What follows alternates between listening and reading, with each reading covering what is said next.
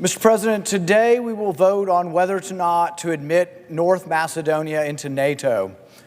I, for one, think we've got already enough dead weight in NATO, and that adding North Macedonia to NATO adds absolutely nothing to our collective security. In his farewell address, George Washington stated that it is our true policy to steer clear of permanent alliance with any portion of the foreign world. This was echoed by Thomas Jefferson in his inaugural address, who wished for peace, commerce, and honest friendship with all nations, entangling alliances with none.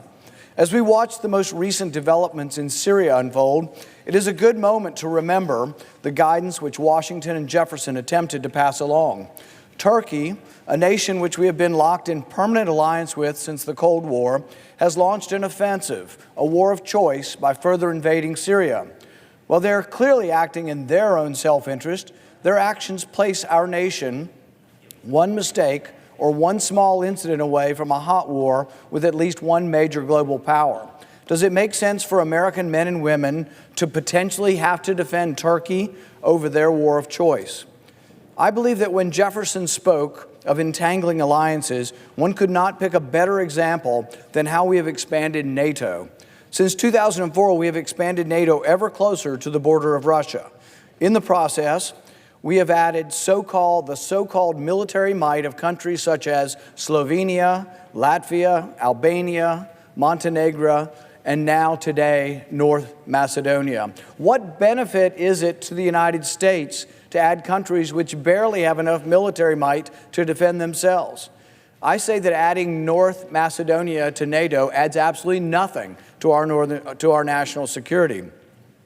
The best case scenario we can hope for with these countries is that an incident that triggers a major land war never occurs.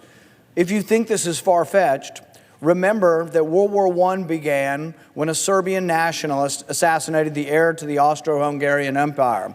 Within months, the very system of entangling alliances that our forefathers warned about turned Europe into a killing field, which ultimately killed upwards of 19 million people. Adding yet another small country to NATO does nothing to dissipate the chances of catastrophic war, and in fact encourages that possibility. What military capabilities does North Macedonia bring to the table? 8,200 active duty soldiers. Additionally, in 2018, they spent a whopping $120 million a year on their military. By comparison, the Chicago Cubs spent $221 million on their payroll. Additionally, 15 other Major League Baseball teams spent more on their roster than North Macedonia spends on defense. Even if North Macedonia brought their military spending in line with NATO guidelines, it would still only be $227 million. But if the goal of NATO is to have these countries spend 2%, why don't we wait till they're spending 2% to admit them, instead of admitting them and saying, please increase your defense spending? If they come up to 2%, they would only be spending $227 million, which is $103 million less than Bryce Harper's contract with the Philadelphia Phillies. NATO is supposed to be about mutual defense, not just blanket security guarantees to smaller states. How much would NATO give in monetary terms to NATO? How much would North Macedonia give? Less than $1 million. We foot the bill. We pay for everything.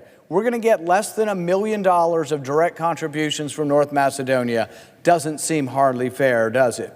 It is clear that North Macedonia adds little, if any, value to the NATO alliance in terms of manpower or military capabilities, which means that the only reason they're being added is to be a tripwire that would only ensnare us in a rapidly escalating wider war, to which they would not be able to carry their own weight.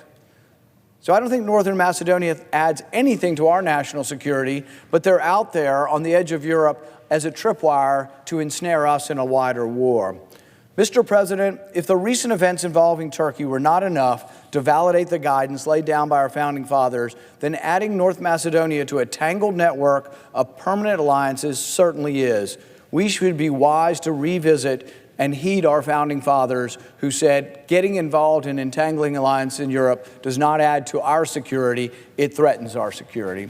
I urge a no vote. I don't think we need to expand NATO, and we certainly don't need more people that the American taxpayer will be asked to pay for.